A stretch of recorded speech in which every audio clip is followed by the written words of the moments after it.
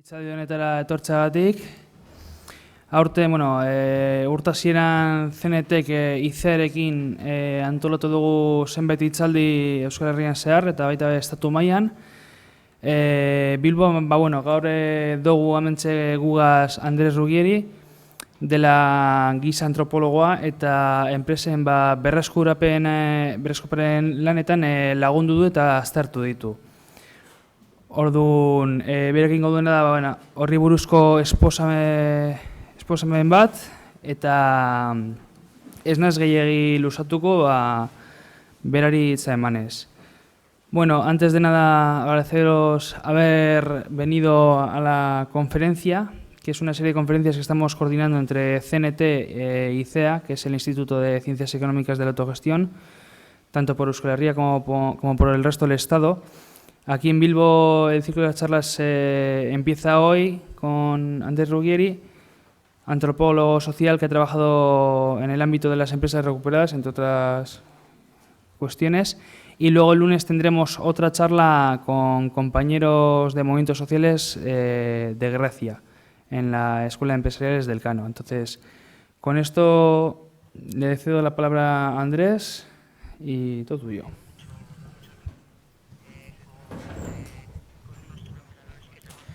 Bueno, buenas noches. Agradezco mucho la invitación de ICEA, de la CNT, de INDICA en particular. Es la segunda vez en 2 años que estoy acá y por este tema.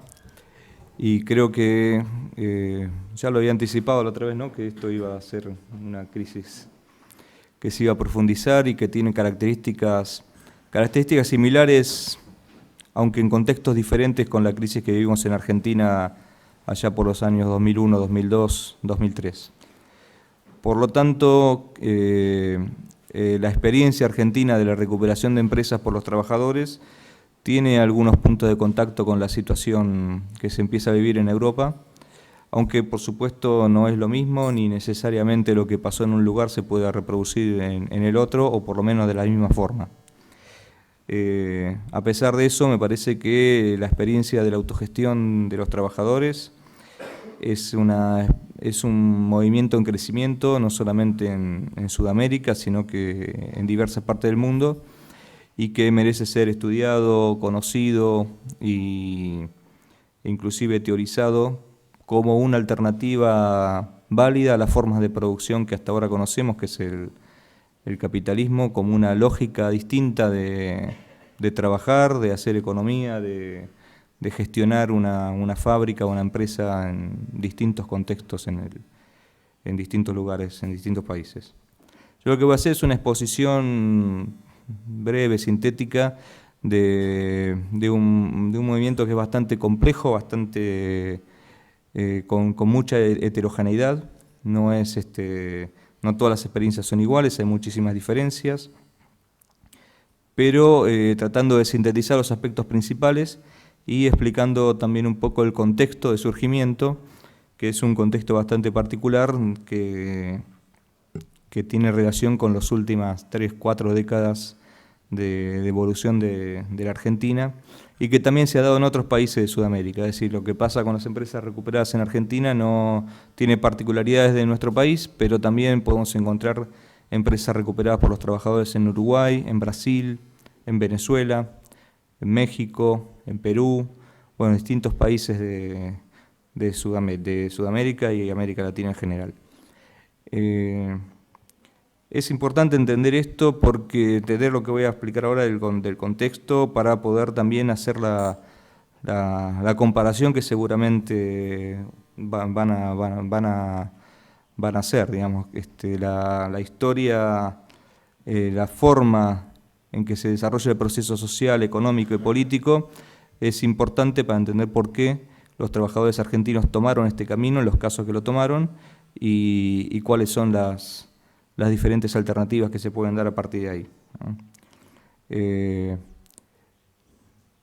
También les voy a contar un poco de dónde sale, digamos, la información y la exposición que voy a hacer. Yo coordino desde hace ya 10 años un programa de la Universidad de Buenos Aires que se llama Programa Facultad Abierta, que es un programa que surgió como un programa de lo que ya llamamos extensión universitaria, y también hacemos apoyo, asesoramiento a las empresas recuperadas, y también un trabajo de investigación, documentación y debate sobre este proceso, ¿no?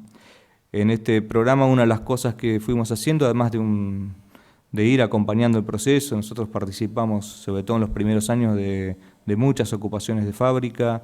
Hemos tratado de coordinamos equipos técnicos de diversos profesionales de distintas disciplinas para el asesoramiento, el apoyo, para poner en marcha las empresas.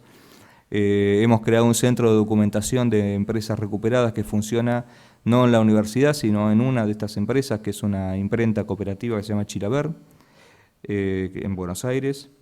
Hemos coordinado también, organizado distintos encuentros internacionales sobre autogestión, que se hacen cada 2 años. Hicimos 2 en Argentina, 1 en México, y el próximo va a ser este año en Brasil, en julio.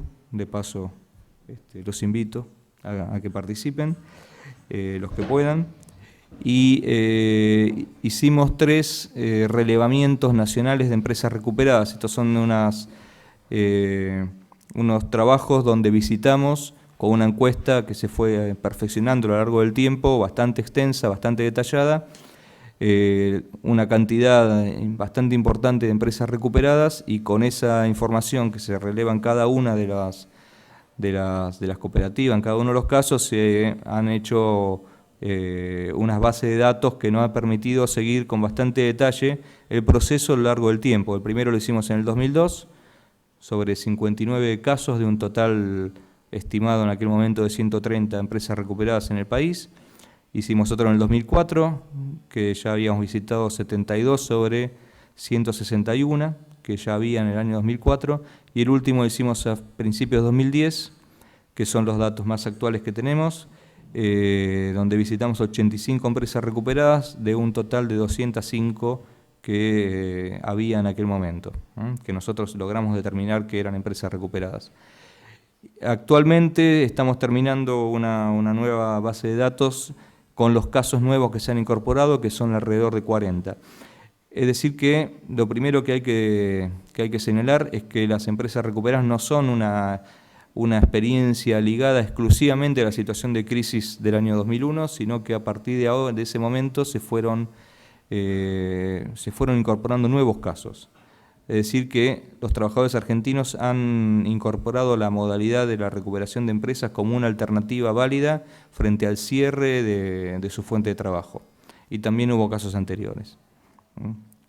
Para el año 2001, digamos, ahí se estalla una crisis que no fue solamente una crisis económica, sino que tuvo también manifestaciones que la podemos caracterizar como una crisis política y como una crisis social de enormes dimensiones, pero ese fue el estallido de la crisis, no fue solamente eso la crisis, sino todo un proceso que ya venía de antes. Y ese proceso está absolutamente relacionado con la política económica neoliberal que se implementa en Argentina, especialmente a partir de los años 89-90 con el gobierno de Carlos Menem, pero que en realidad es un proceso que empezó mucho antes, con la dictadura militar de los años 1976 al 83.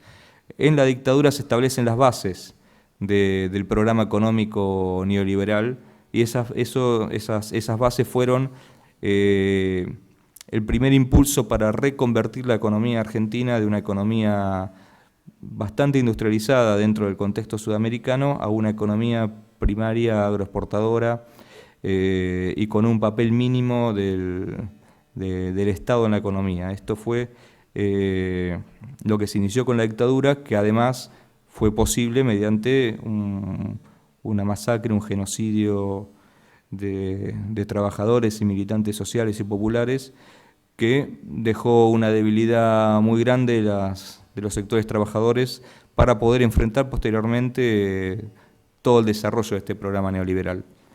Durante la dictadura empieza el proceso de desindustrialización del país, es decir que se quiebra el poder combativo de la clase trabajadora, no solamente mediante la desaparición de la mayoría de los activistas y de los delegados sindicales de base, sino además cambiando la matriz productiva del país, lo cual hace que desaparecieran muchísimas fábricas, muchísimas empresas y por lo tanto los sectores más combativos, más concentrados de los trabajadores se fueran diluyendo a medida que iba desapareciendo la industria. En los años 90 esto se profundiza totalmente y se produce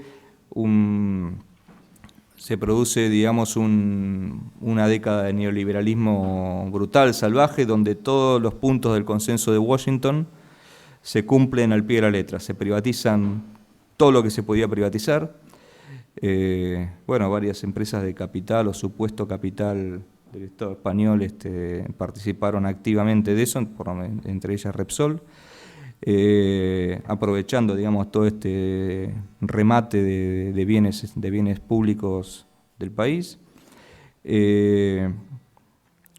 Además de privatizarse, se desregula la economía, se establece la paridad cambiaria con el dólar, es decir, que Argentina pierde la soberanía cambiaria, no puede fijar su moneda ni manejar el tipo de cambio, beneficiar exportaciones, sino que las importaciones entraban, digamos, en el país sin ningún tipo de problema, sin ningún tipo de protección a la industria, y esto es una de las causas que provoca que muchas empresas, sobre todo empresas medianas y pequeñas, tengan que cerrar o prefieran pasar sus activos a convertirse en importadores de los mismos bienes que fabricaban, y esto deja un enorme tendal de desocupados, de parados, ¿no?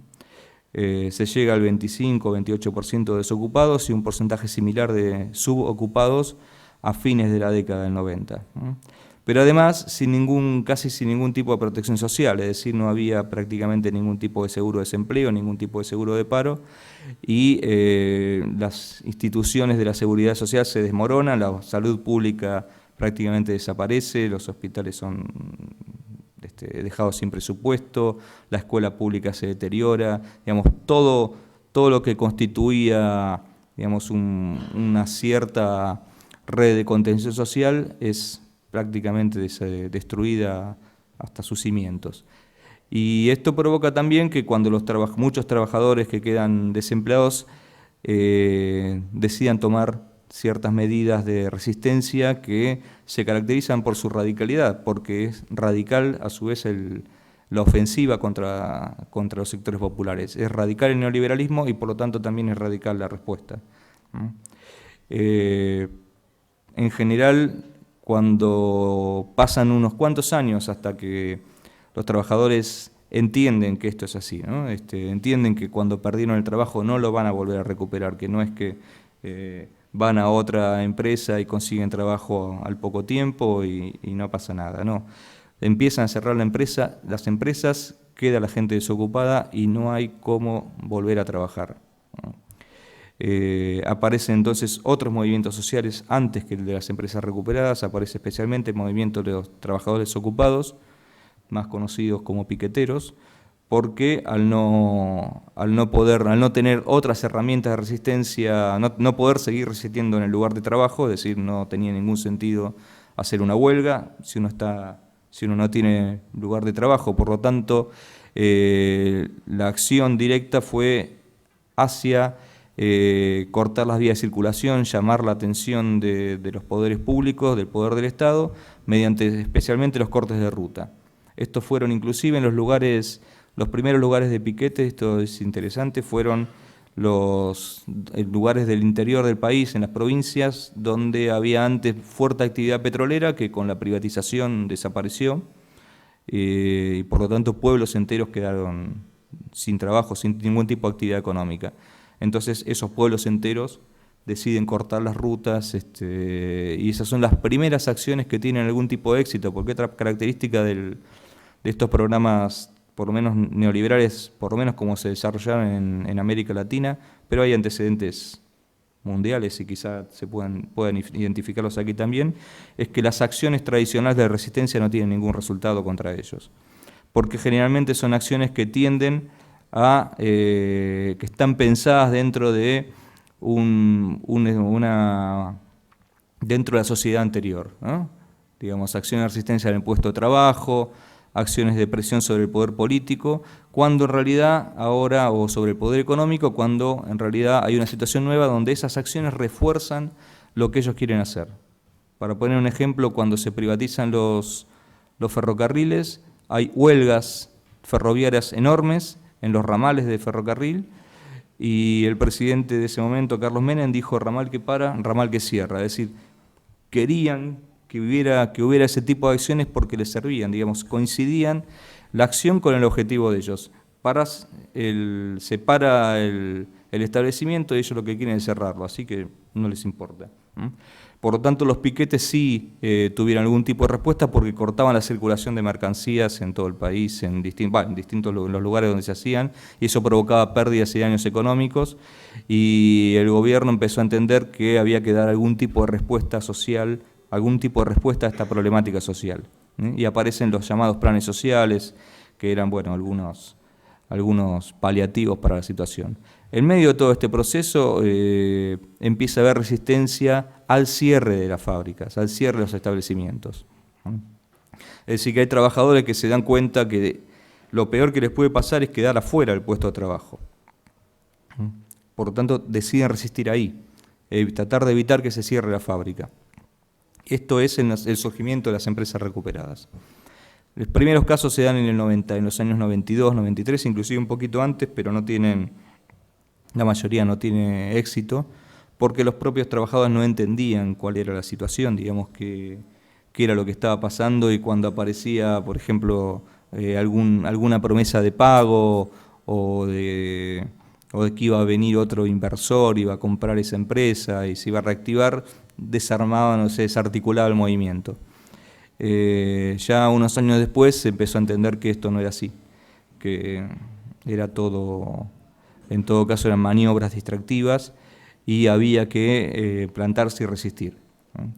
La primera empresa recuperada de gran porte fue un frigorífico, el frigorífico Yaguané, en el Gran Buenos Aires, es bastante lejos del centro de la capital, pero bueno, Buenos Aires es una ciudad de casi 15 millones de personas. Este era un frigorífico de unos 600 trabajadores y es el primero que logra que se recupera, se convierte en cooperativa. Esto fue en el año 96. Después, en el 98, hay otro caso importante sobre todo porque fue después una de las fábricas que condujo el proceso que más lo dinamizó, que es una metalúrgica de la capital, que se llama IMPA, una metalúrgica de aluminio, y después empiezan a darse cada vez más casos.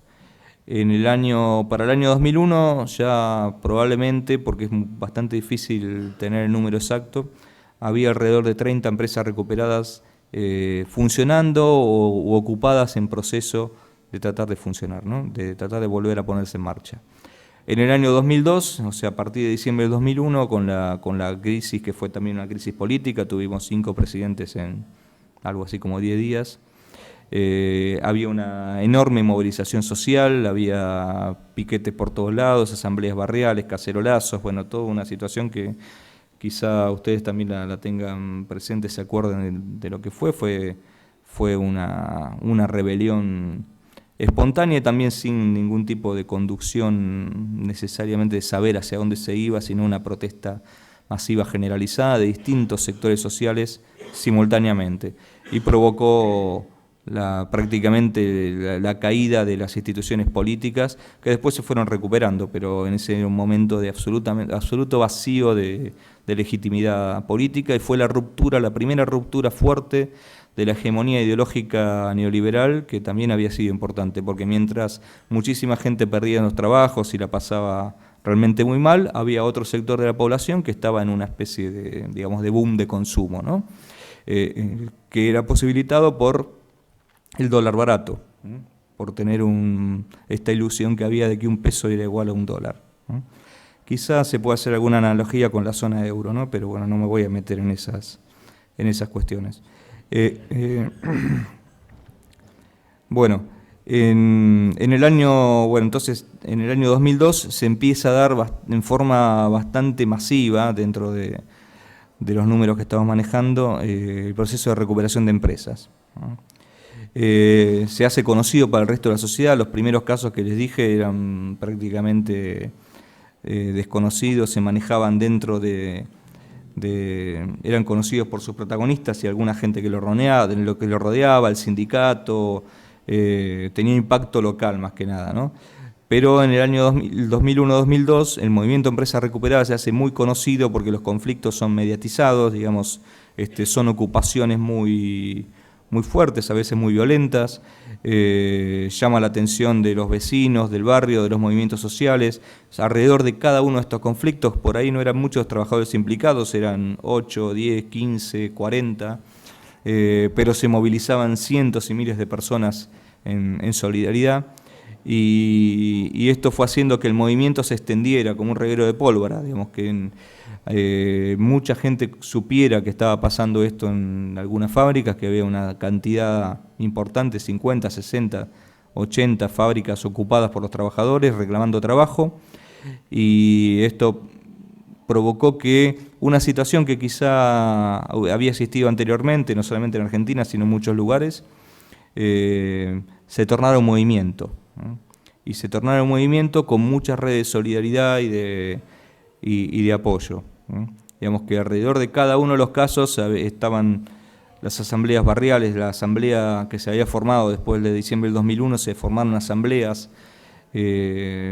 populares en distintos barrios de la capital, y donde había una empresa recuperada, esa asamblea intervenía, trataba de apoyar, llevaba comida a los trabajadores, trataba de evitar, se movilizaba frente al riesgo de desalojo policial, se resistía a la policía, otros trabajadores de otras empresas recuperadas iban, estudiantes, profesionales universitarios, bueno, una gran red de apoyos alrededor de cada uno de estos casos. Y esa solidaridad fue fundamental para que la experiencia se desarrollara. Bueno, voy a hacer un breve paréntesis y tratar de definir qué es una empresa recuperada. Digamos, ustedes ya tienen todo el contexto y vamos a ver un poquito qué es una empresa recuperada y cómo se estructura, cómo se organiza. Una empresa recuperada en general es una cooperativa de trabajo, ¿no? Prácticamente todos los casos se conforman como cooperativas, pero son cooperativas que no se forman como la mayoría de las cooperativas se habían formado hasta ese momento. Es decir, como un grupo de personas que voluntariamente se organiza y constituye una cooperativa con un objetivo determinado, ¿no? Sino que son cooperativas que surgen de una necesidad de mantener en funcionamiento una empresa que ya existía antes. Es una empresa recuperada, es una empresa que antes era una empresa tradicional, una empresa capitalista con todos los aditamentos que una empresa tiene, y en la cual se da un proceso de cierre, un proceso que es protagonizado por sus dueños, por sus empresarios, es decir, son ellos los que abandonan la empresa, no los trabajadores. Es decir, es el capital el que cierra, el que abandona el establecimiento, y frente a ese abandono patronal, por las causas que fueran, muchas veces son procesos de fraude, ¿no?, de vaciamiento de la empresa, esa empresa pasa a ser gestionada colectivamente y puesta en producción por sus trabajadores, que antes eran trabajadores asalariados de ese mismo establecimiento. Es decir, que es un proceso, ¿no?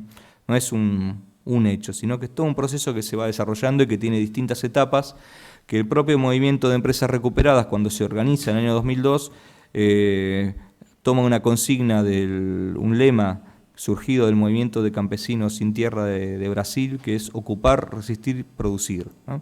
Estos tres momentos, ocupar, resistir, producir, que a veces se dan simultáneamente, no necesariamente como tres etapas que son primero una, después la otra, pero estos tres momentos definen bastante bien cómo se fueron dando los procesos de recuperación de empresas por los trabajadores, ¿no?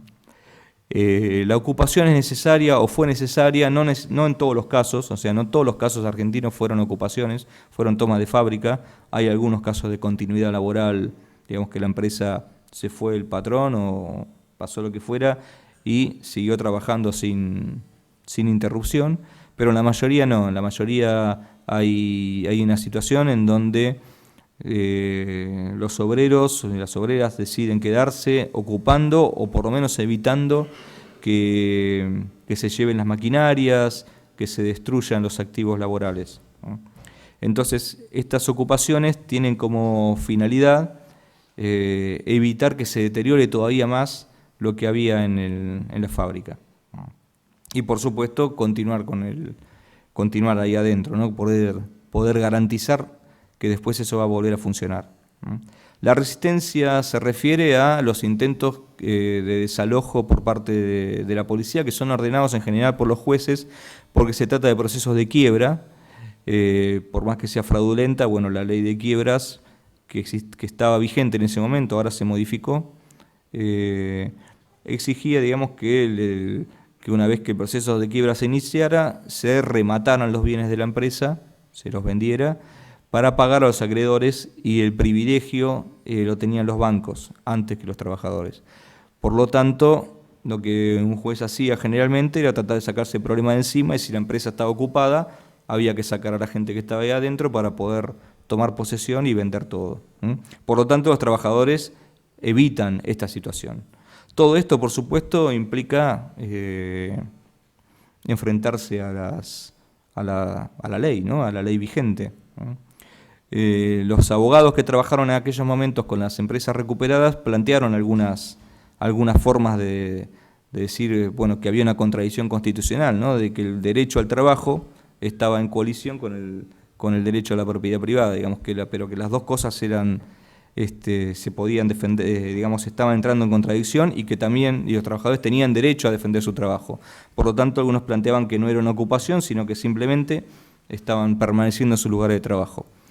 En la práctica, la policía no desalojó prácticamente ninguna de las fábricas por la gran resistencia social que hubo, ¿no? Es decir, que para desalojar una fábrica de 10 o 15 personas, en los casos más chiquitos, o 40, 50, 100, 150, tenían que enfrentarse a 2.000, 3.000, 4.000 personas que estaban apoyando. Entonces, en esa situación, las cosas eran complicadas.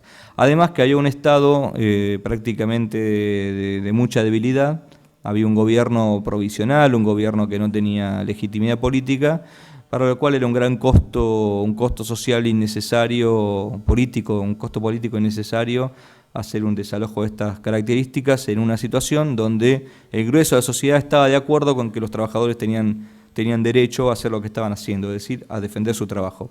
En un país donde el trabajo se había convertido en un bien absolutamente escaso, que trabajadores defendieran su trabajo, que estaba siendo agredido, que estaba siendo destruido por causas que no tenían que ver con ellos, digamos, sino que tenían que ver con la situación macroeconómica y también con la conducta inescrupulosa de algún empresario, estaba absolutamente bien visto por el grueso de la sociedad argentina, y sigue siéndolo así actualmente.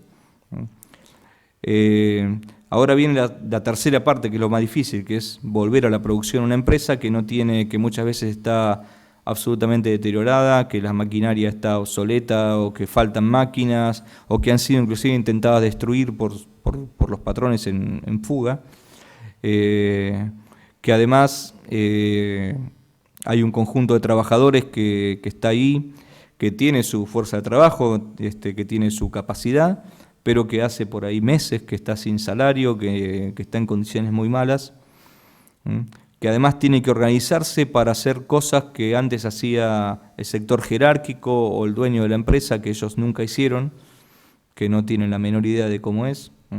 Generalmente el trabajador de planta, el que está con la máquina, por lo menos en los casos nuestros, tiene un prejuicio bastante fuerte contra el que no está en la máquina. Piensan que el que está en la oficina es uno que está sentado ahí que no hace nada, y entonces desconocen no solamente cómo funciona toda esa parte del proceso económico de una empresa, sino que además hasta hay un prejuicio en cuanto a que ahí esa parte no es importante, que ahí no se trabaja, que lo importante es lo que hacen ellos, que obviamente es importante porque sin producción no circula, no funciona nada, pero la otra parte también. Entonces tienen que ponerse a improvisar esos lugares, aprender sobre la marcha, toda una serie de cuestiones que no tenían conocimiento, no tenían idea, ni siquiera de que existieran a veces.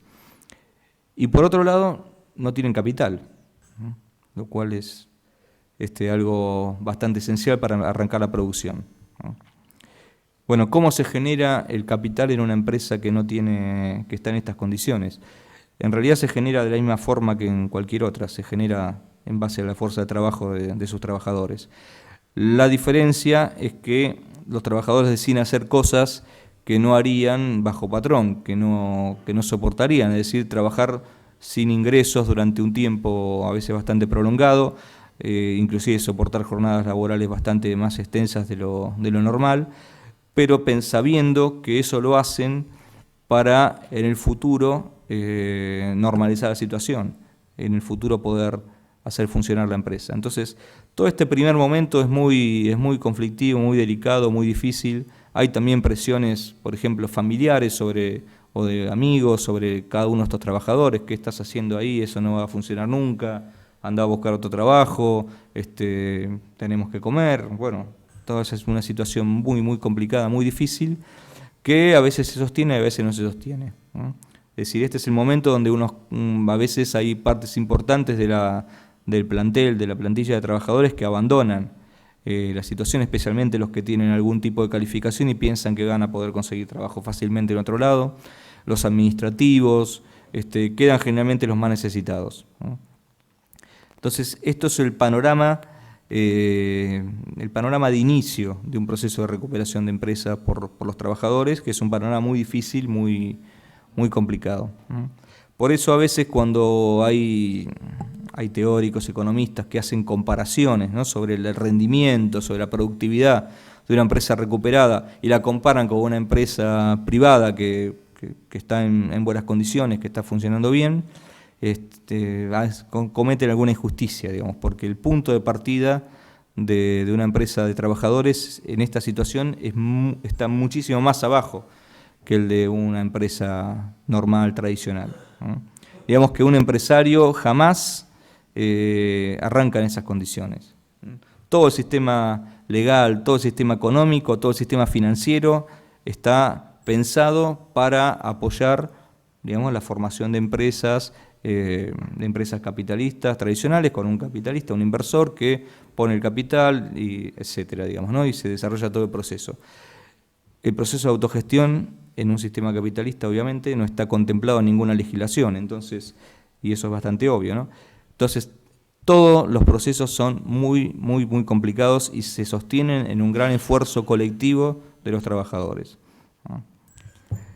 Teniendo en cuenta esto, parece prácticamente milagroso que hoy en el país haya funcionando cerca de 250, 240, 250 empresas recuperadas que ocupan entre 12.000 y 14.000 trabajadores, que están funcionando relativamente bien, que agrupan, digamos, empresas de prácticamente todos los rubros, todos los sectores de la economía, desde empresas industriales, metalúrgicas, textiles, del plástico, de distintos sectores. Hay también empresas de alimentación, empresas de distinto tipo de servicios, de mantenimiento, de transporte. Hay hoteles, hay hospitales, hay escuelas, hay toda una diversidad enorme de empresas en estas condiciones, lo cual implica también que no es un proceso que se da o que se puede pensar exclusivamente en función de un sector de la economía. Digamos, los metalúrgicos son más proclives a recuperar empresas o hay mejores condiciones, sino que se da prácticamente en todos los sectores donde hay trabajo, donde hay fuerza de trabajo. Y agrupa y se dan en cualquier sector de trabajadores, ¿no? Y esto es así también en otros países, también es así en Brasil o en Uruguay o en Venezuela, ¿no? También se encuentran estas empresas en distintos lugares del país, más o menos reflejan la proporción de la estructura económica argentina, digamos, en una concentración bastante grande en la zona metropolitana de Buenos Aires, y después hay en otras ciudades importantes con concentración industrial, pero también hay en lugares del interior que no son especialmente pujantes en un sentido económico, ¿no? También podemos ver que en la gran mayoría de los casos son empresas pequeñas y medianas. No son empresas, el promedio de trabajadores es de alrededor de entre 40 y 50, de 50 trabajadores por caso. Son pocas las grandes empresas. Hay algunos casos muy sonados, muy importantes, por ejemplo una fábrica de cerámicas que era Sanón, el nombre anterior, ahora se llama Cooperativa Facimpat, que significa fábrica sin patrones, que queda en la Patagonia, en Neuquén. Es una empresa muy importante, de buena tecnología, de unos 400 trabajadores en la actualidad. Después hay otra empresa, por ejemplo, el Hotel Bauen, que está en pleno centro de Buenos Aires, que tiene unos 160 trabajadores, y podemos encontrar algunos otros casos de más de 100 o 200 trabajadores, pero la mayoría son más pequeñas. En algunos casos hay mayor cantidad hay sectores donde especialmente se nota una mayor proporción. Por ejemplo, el rubro de los gráficos, ¿no? Las empresas que son imprentas o relacionadas con la industria gráfica. Y eso tiene relación con una actitud del sindicato de apoyar especialmente a estos procesos. Digamos, cuando hay una empresa gráfica que cierra, la Federación Gráfica, que es el sindicato de los gráficos, se preocupa especialmente de apoyar, de mandar abogados, de sostener inclusive económicamente a esos trabajadores si no tienen otra fuente de ingreso. Y se ha formado ahí una red gráfica cooperativa, que es una red de unas 18 empresas gráficas, que se funda posteriormente, se funda en el 2007, y que constituye una de las experiencias más interesantes en cuanto a empresas recuperadas ya en el plano de la producción, digamos, de la evolución posterior. También en metalúrgicas, por ejemplo, las metalúrgicas se encuentran concentradas en la zona sur de Gran Buenos Aires, porque ahí hubo una sección del sindicato metalúrgico que apoyó estos procesos ya desde finales de los 80. Entonces, donde hay una organización sindical que tiene un papel importante en el apoyo a los trabajadores, que no se desentiende del problema, que es lo que pasó en la mayoría de los casos, se nota, tiene una incidencia en cuanto a que esos colectivos tienen más posibilidades de tener éxito. En la etapa actual, estas empresas tienen unas dificultades posiblemente un poco diferentes de las que tenían en su surgimiento, ¿no? En el comienzo, el principal problema era el que mencioné antes: cómo conseguir el capital inicial, el capital de trabajo para poder iniciar la producción. Para esto existieron distintos tipos de ayudas financieras, que son las propias empresas recuperadas. Otras empresas recuperadas han hecho lo que nosotros decimos una vaquita, juntaron un poco de dinero entre todas para aportar para ese comienzo. A partir de 2003, especialmente ya 2004, 2005, empieza a haber también organismos del Estado, del gobierno nacional, especialmente el gobierno nacional, no tanto de los provinciales, que dan algunos subsidios justamente para apoyar el inicio de los procesos. Esto no es una política muy sistemática, en cuanto a que si el Estado estuviera realmente interesado en apoyar los procesos de autogestión, tendría que tomar algunas otras medidas aparte de estos subsidios, pero sí fueron de mucha utilidad en estos comienzos porque lo que hizo, por ejemplo, el Ministerio de Trabajo fue el subsidio por desempleo, que en realidad era muy bajo, darlo de una única vez, es decir, juntar a todos los trabajadores lo que le tocaba a todos y con eso constituir un pequeño capital, pero que servía para compra de materia prima, compra de insumos, reparación de maquinaria, etc. Entonces esto fue una buena ayuda en algunos casos. Pero por otro lado hay un conflicto en cuanto a la propiedad. Es decir, los trabajadores están ocupando empresas que quebraron, y si uno tuviera que seguir el camino marcado por la ley de quiebras, el siguiente paso es, como ya les dije, el remate de la fábrica o la empresa, las instalaciones, para pagar a los acreedores. La ocupación tiene como finalidad evitar esto, pero también han tomado otro camino en cuanto a lo legal, que fue presionar a las cámaras legislativas de las distintas provincias, ¿no? de las distintas regiones, para utilizar un mecanismo previsto por la Constitución Nacional, que es la expropiación. Y esto, sobre todo en los primeros años, tuvo bastante éxito.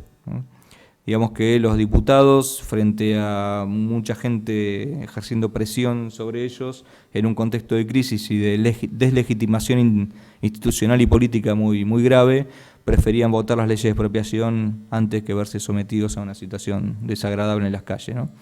Entonces, en los primeros años salían con bastante facilidad las leyes de expropiación. ¿Qué es una ley de expropiación? Es una ley que declara de utilidad pública como un bien social ese establecimiento, la fábrica o la empresa X, no solamente el establecimiento, sino el establecimiento, o sea, el inmueble, la maquinaria y a veces también la materia prima que hubiera adentro, y en otras ocasiones las marcas. Y esto de la marca es importante porque todas estas empresas funcionan en el mercado, siguen funcionando en el mercado capitalista, y obviamente conservar la marca es un hecho esencial en algunos casos, en otros no es tan importante, pero en algunos casos sí. Entonces, al declarar de utilidad pública, el Estado expropia y se lo cede a la cooperativa de trabajadores. Este mecanismo se usó en prácticamente todos los casos que están funcionando actualmente. Esto en realidad no termina con el problema, porque para hacer completa la expropiación, que muchas veces eran temporales por un tiempo determinado, el Estado tiene, el poder legislativo expropia y el poder ejecutivo tiene que pagar.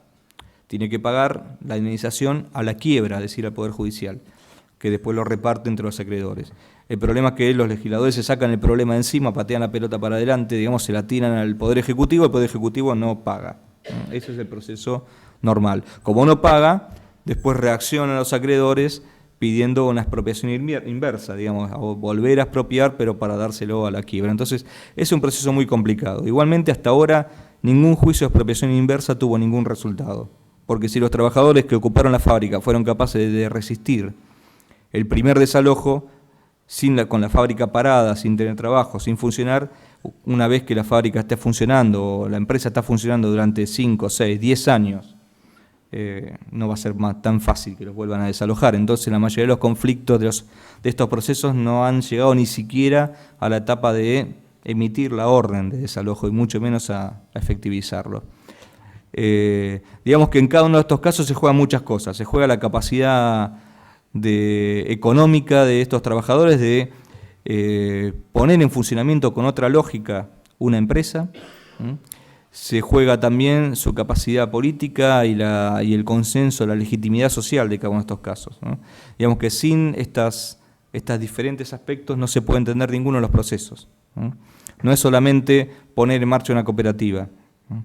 También es manejar y hacer favorable la correlación de fuerzas políticas para poder conservarla en estas circunstancias, y también generar el consenso, la legitimidad social, sobre todo con el barrio, con los vecinos y las relaciones con otros movimientos sociales para, en caso de necesidad, poder tener un entramado de relaciones de movilización que defiendan el proceso.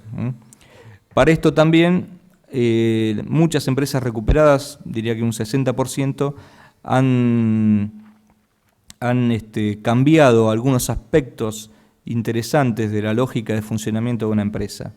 Y esto es incorporar la solidaridad dentro del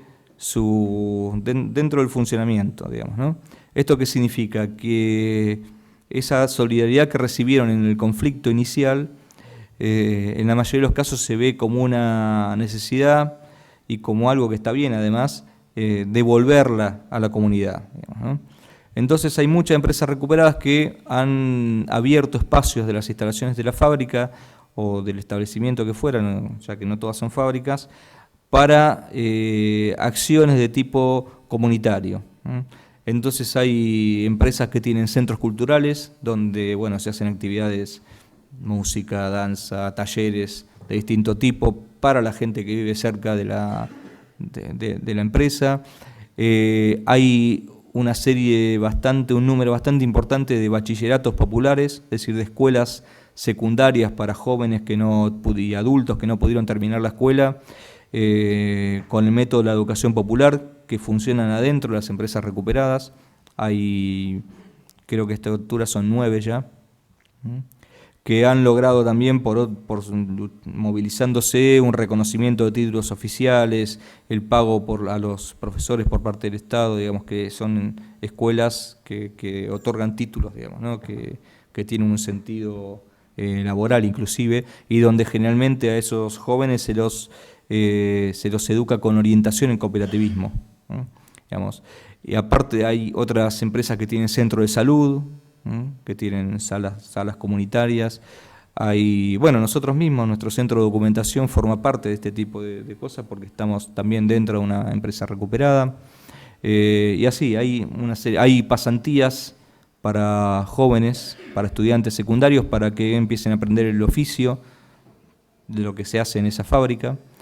Digamos, hay toda una serie de acciones que no tenían ningún tipo de cabida en la empresa anterior, no tienen una lógica puramente económica, no tienen una lógica, digamos, no generan dinero, no tienen ningún tipo de función en eso, pero sí tienen una función política, una función social muy, muy importante. Estaba hablando también de la cuestión de las dificultades actuales, y esas dificultades pasan justamente por la inserción en el mercado. Dado que son empresas que antes funcionaban como empresas normales, digamos, que se desarrollaban en un mercado, en general la gran mayoría tiene como objetivo seguir desarrollándose en ese mismo nivel de actividad, lo que implica recuperar clientes, recuperar proveedores, que generalmente el empresario dejó deudas, quedó en muy malas relaciones con ellos. En el caso de que no puedan, tienen que reconstruir esa red. A veces lo hacen, a veces les cuesta mucho, pero además el mercado en el que se tienen que desarrollar su actividad, que es el mercado capitalista, presiona sobre la organización interna de la cooperativa.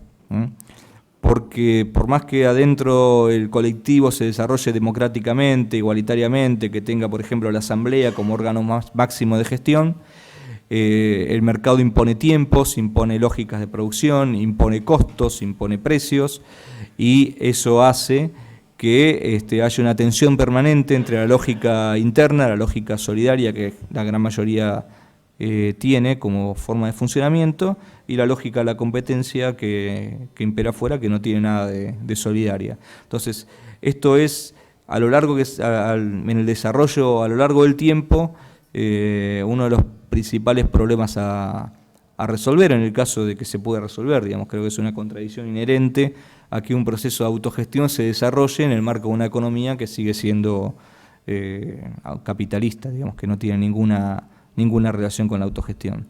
Entonces ahí hay una tensión que, bueno, el tiempo dirá cómo se resuelve, pero mientras tanto tenemos un colectivo de trabajadores que ha logrado superar sus objetivos iniciales. El objetivo inicial era simplemente seguir trabajando, defender su puesto de trabajo, y no había un horizonte mucho mayor. Es decir, no hay un caso de empresa recuperada en la Argentina que tenga una voluntad ideológica como inicio. Digamos, no hay un grupo de trabajadores que dijo vamos a expropiarle los medios de producción al patrón y vamos a desarrollar una empresa autogestionada. Eso no se da en ningún caso, y eso es categórico, no, ninguno fue así. Lo que hay es otra situación que ya lo expliqué, y en el marco de esa situación, una vez que los trabajadores se encuentran sin haberlo pretendido nunca, insertos en un proceso de autogestión, insertos en la creación de una nueva empresa con otra lógica, con otras características, ahí se va desarrollando una práctica autogestionaria que se va convirtiendo a su vez en un objetivo. Digamos que en esto también hay un proceso, y hay enormes cambios en la subjetividad, en la mentalidad de los trabajadores. No todos, por supuesto, no, el mundo que los rodea sigue siendo igual que antes. Entonces, lo que pasa dentro del establecimiento, dentro de la empresa, no necesariamente se puede traducir en la formación de un cambio cultural, ideológico total. Pero sí hay enormes diferencias entre cómo se concebía el mundo antes y cómo se concibe después de los trabajadores que están implicados en cada uno de estos casos. Esto lo señalo porque mucha gente fuera de Argentina va ve las empresas recuperadas por alguna literatura, sobre todo que es académica, originada generalmente en Estados Unidos, que tiene, digamos, una visión muy idealista de lo que está pasando, de lo que pasó y cómo son los procesos. Entonces van a visitar las empresas en Argentina y no se encuentran en la situación que esperaban, ¿no? No se encuentra un soviet funcionando dentro de una fábrica o una cosa similar, sino que se encuentra un grupo de trabajadores de carne y hueso, concretos, reales, normales, que son prácticamente iguales a todos los demás, pero que están haciendo en su práctica, por las circunstancias que le tocaron, una experiencia desde todo punto de vista extraordinaria, ¿no?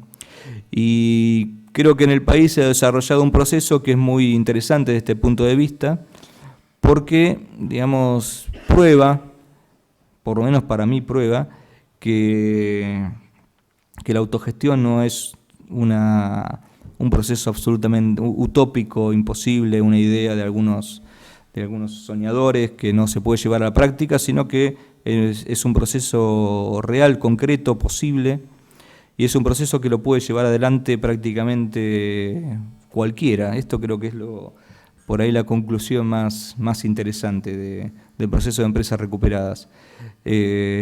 Inclusive las experiencias donde gente o militantes con el objetivo expreso de desarrollar una empresa autogestionaria en general terminan mal, se pelean, se fraccionan, aparecen distintas líneas ideológicas, uno enfrentado al otro, se acusan de traidores mutuamente, etcétera, toda esa lógica que todos conocemos. Pero en empresas recuperadas no pasa eso, ¿no? Y no pasa eso porque tiene un anclaje con la realidad y con la supervivencia diaria de cada uno de los trabajadores que están implicados. Eso también lo diferencia de otros movimientos sociales que se iniciaron alrededor del 2001, como las asambleas barriales, como bueno, los clubes de trueque, inclusive los propios movimientos piqueteros, que a medida que la situación económica fue mejorando, el país fue recuperando su nivel de actividad, su normalidad, entre comillas, institucional, esos movimientos fueron desapareciendo. Sin embargo, las empresas recuperadas no solamente continúan, sino que siguen creciendo internamente, siguen creciendo en número de trabajadores, siguen creciendo económicamente y sigue habiendo nuevos casos, porque son una realidad de la economía, ¿no? Son una realidad de la economía nuestra, son una realidad de la clase trabajadora y son una experiencia que los trabajadores han incorporado, digamos, que inclusive sirve hasta para presionar en los conflictos laborales más cotidianos, ¿no? La amenaza de cierre, que era algo bastante cotidiano especialmente en la época neoliberal, ahora tiene un riesgo mucho mayor para el empresario, que es quedarse sin nada, ¿no? Y que se quede esto en manos de los trabajadores. Entonces, también tiene un efecto beneficioso